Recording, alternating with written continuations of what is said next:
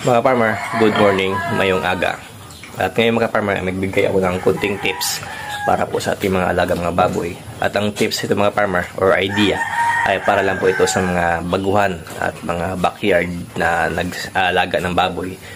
Pura lang po sa mga veterano na po at mga commercial na mga piggery. Ang mga farmer, kagaya po ito sa aking isang baboy na kunti po yung kanyang gatas. Kasi mga farmer, sinunod ko po yung isang feeding guide ng isang company ng feeds. Kasi Pigrolax yung ginagamit ng mga farmer.